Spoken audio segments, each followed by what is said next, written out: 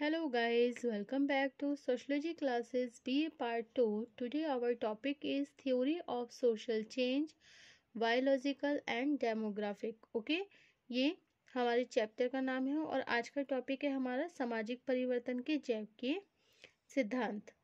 Okay, first of all we should know the introduction of the theory of social change. Okay, सामाजिक परिवर्तन. सामाजिक परिवर्तन क्यों और कैसे होता है? सामाजिक परिवर्तन क्यों और कैसे होता है?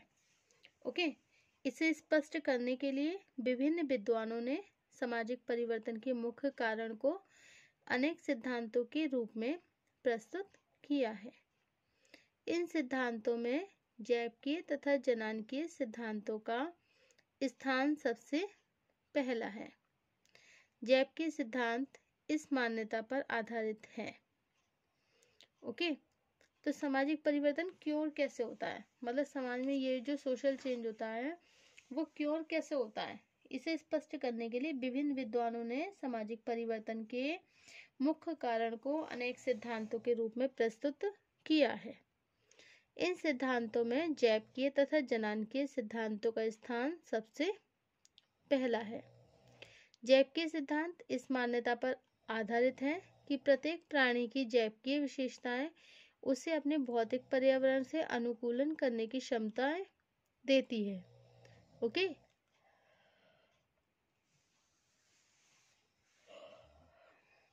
इस प्रकार जब किन्हीं विशेष दशाओं के प्रभाव से किसी समूह की जैविकीय विशेषताओं में परिवर्तन हो जाता है तब सामाजिक संरचना और व्यक्ति के व्यवहारों में भी परिवर्तन होने लगता है. दूसरी ओर जनानकीय सिद्धांत यह स्पष्ट करते हैं कि किसी समाज की जनसंख्या संबंधी विशेषताओं के अनुसार ही उसके सामाजिक, सांस्कृतिक और आर्थिक जीवन का निर्धारण होता है. समाज की सामाजिक संरचना का निर्माण करने वाले सामाजिक मूल्यों, सामाजिक संस्थाओं तथा स्तरीकरण की व्यवस्था का निर्धारण करने में भी जनसंख्या संबंधी विशेषताओं की भूमिका बहुत महत्वपूर्ण होती है. ओके, एक विज्ञान के रूप में समाजशास्त्र का विकास होने से पहले साधारणतया जीव विज्ञान तथा जनानकी से संबंधित सिद्धांतों के आधार पर ही सामाजिक परिवर्तन की विवेचना को अधिक उपयुक्त माना जाता था. बाद में जैसे जैसे मानवशास्त्री, समाजशास्त्री चिंतन का विकास होने लगा, अधिकांश विचारक यह मानने लगे कि सामाजिक परिवर्तन की विवेचना के लिए जैविकीय तथा जनानकीय सिद्धांत अधिक उपयुक्त और व्यवहारिक नहीं है. इसके फलस्वरूप अनेक उद्विकासवादी, प्रसारवादी, मार्क्सवादी, प्रौद्योगिक तथा सांस्कृतिक सिद्धांतों को प्रस्तुत करके इनके आधार पर सामाजिक परिवर्तन की विवेचना का क्रम आरंभ हो जाता है. इन सभी सिद्धांतों को स्पष्ट करने से पहले सामाजिक परिवर्तन के जैविकीय तथा जनानकीय सिद्धांतों की प्रकृति को समझना आवश्यक है. ओके, तो सामाजिक परिवर्तन क्यों कैसे होता है, विद्वानों ने सामाजिक परिवर्तन के बारे में अनेक सिद्धांत बताए हैं. ओके, जैविकीय सिद्धांत इस मान्यता पर आधारित है कि प्रत्येक प्राणी की भी जैविकीय विशेषताएं उसे भौतिक पर्यावरण से अनुकूलन करने की क्षमताएं देती है. ओके, इस प्रकार जब किन्हीं विशेष दशाओं के प्रभाव से किसी गुण की जैविकीय विशेषताओं में परिवर्तन होता है तब सामाजिक संरचना, व्यक्ति के व्यवहारों में भी परिवर्तन होने लगता है. ओके, अब नेक्स्ट पॉइंट है आपका सामाजिक परिवर्तन के जैविकीय सिद्धांत. सामाजिक परिवर्तन के जैविकीय सिद्धांत. Okay, biological theory of social change. जैविकीय सिद्धांत अध्ययन का एक ऐसा उपागम है जिसके अनुसार सामाजिक और सांस्कृतिक घटनाओं की विवेचना जैव के आधार पर की जाती है. ओके, जैव के आधार पर की जाती है. ओके, फर्स्ट है हमारा वंशानुक्रम का सिद्धांत। ओके, सामाजिक परिवर्तन के जैविक सिद्धांत। जैविक सिद्धांत अध्ययन का एक ऐसा उपागम तरीका है जिसके अनुसार सामाजिक और सांस्कृतिक घटनाओं की विवेचना जैव के आधार पर की जाती है। इसके अनुसार विभिन्न मानसिक विशेषताओं जैसे बुद्धि का स्तर, कार्य क्षमता, स्वास्थ्य, अपराधी, नैतिक व्यवहार करने की प्रवृत्ति, परिवार समाज में प्रभुत्व की इच्छा, गरीबी तथा अपने चारों ओर की दशाओं से अनुकूलन करने की क्षमता आदि का निर्धारण मनुष्य की जैविक विशेषताओं के आधार पर ही होता है। सामाजिक परिवर्तन का संबंध किसी न किसी रूप में इन्हीं दशाओं से है। इसे स्पष्ट करने के लिए जैविकीय सिद्धांतों को प्रस्तुत किया गया। उनमें 3 सिद्धांत प्रमुख हैं। फर्स्ट है वंशानुक्रम का सिद्धांत, सेकंड है प्राकृतिक प्रवरण का सिद्धांत और थर्ड है आपका सावयवी उद्विकास का सिद्धांत। ओके, तो फर्स्ट हमारा कौन सा आता है? थ्योरी ऑफ द हेराडिटी, वंशानुक्रम का सिद्धांत। ओके, वंशानुक्रम एक जैविकीय तथ्य है। क्या है? जैविकीय तथ्य है जो जनन विद्या के सिद्धांत पर आधारित है। जो किस पर आधारित है? जनन विद्या के सिद्धांत पर। एक जैविकीय सिद्धांत के रूप में वंशानुक्रम यह स्पष्ट करता है कि विशिष्ट विभिन्न व्यक्तियों की शारीरिक विशेषताएं, त्वचा का रंग हो, बौद्धिक भिन्नता हो या बौद्धिक योग्यता हो, स्वास्थ्य का स्तर हो, इन सभी में असमानता क्यों होती है? एक ही माता पिता की संतानों में भिन्नताएं क्यों होती है? बच्चों में माता पिता के गुण और दोष आने की संभावना क्यों रहती है? इन विशेषताओं को स्पष्ट करने के लिए जिस word right here about the theory of heredity.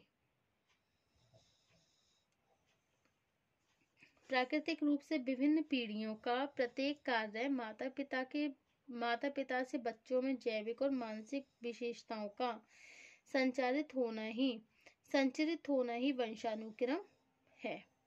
Okay, इस कथन से स्पष्ट होता है,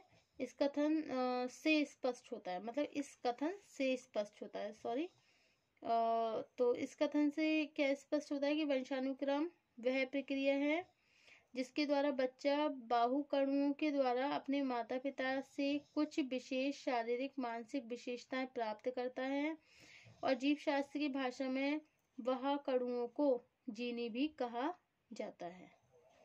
ओके, अब वंशानुक्रम का नियम ये बताता है कि एक कोशिका शैल का निर्माण 46 गुणसूत्रों से होता है, जिसमें 23 गुणसूत्र माता के और 23 गुणसूत्र पिता के होते हैं और प्रत्येक गुणसूत्र के हजारों बाहुकणु चारों ओर चिपटे होते हैं।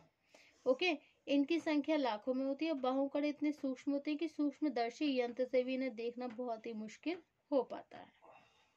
अब नेक्स्ट पॉइंट है आपका प्राकृतिक प्रवरण का सिद्धांत। प्राकृतिक प्रवरण का सिद्धांत, theory of the natural selection. प्राकृतिक प्रवरण का सिद्धांत।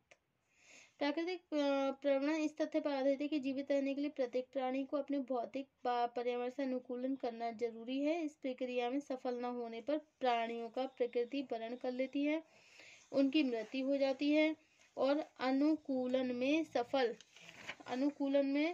सफल होने वाले प्राणी जीवित रह जाते हैं और प्रकृति से अनुकूलन करने की इसी प्रक्रिया में परिवर्तन होने से ही सामाजिक परिवर्तन की दशा उत्पन्न होती है। और इस सिद्धांत का प्रतिपादन आरंभ में डार्विन ने पौधे व पशुओं के अस्तित्व को स्पष्ट करने के लिए किया था। अब बाद में हर्बर्ट स्पेंसर ने सामाजिक प्राणियों अथवा मनुष्य पर लागू करके एक समाजशास्त्रीय व्याख्या प्रस्तुत करी।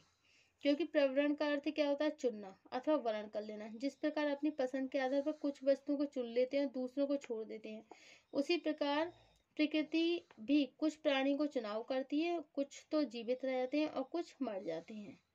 मतलब ये है कि कुछ तो पर्यावरण के वातावरण को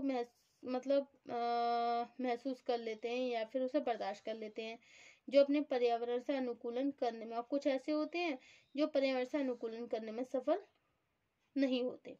इस आधार पर जिस वर्ड कहते हैं कि प्रवरण सामान्य रूप से वह प्रक्रिया है जिसके द्वारा कुछ नियम अथवा उद्देश्यों के अनुसार कुछ वस्तुओं को रख लेते हैं और अन्य वस्तुओं को छोड़ दिया जाता है। ओके, अब नेक्स्ट है आपका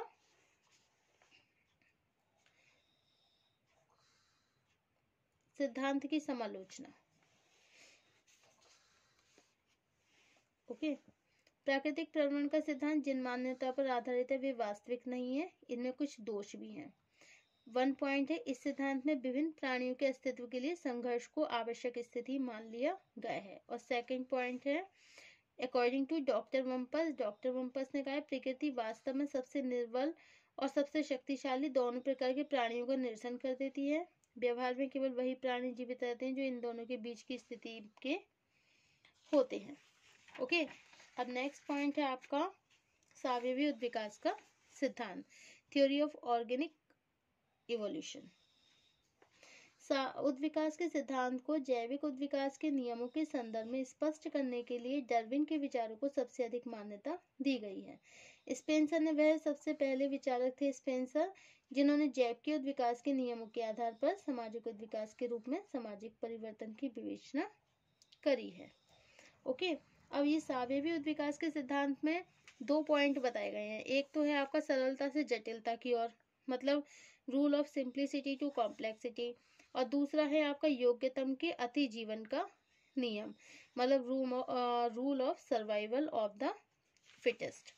ओके, अब सामाजिक परिवर्तन के कुछ जनानकी सिद्धांत भी है, जैसे माल्थस का जनसंख्या सिद्धांत है इसमें। ओके, और सेकंड है आपका डबल डी स्पेंसर तथा कोरोडो गिनी द्वारा प्रस्तुत सिद्धांत, और थर्ड है आपका आदर्श जनसंख्या का सिद्धांत, एंड 4th पॉइंट है हेनरी जॉर्ज का सिद्धांत। ओके, और 5th पॉइंट क्या है आपका जनानकीय संक्रमण सिद्धांत। तो ये सिद्धांत इसमें बताए गए हैं।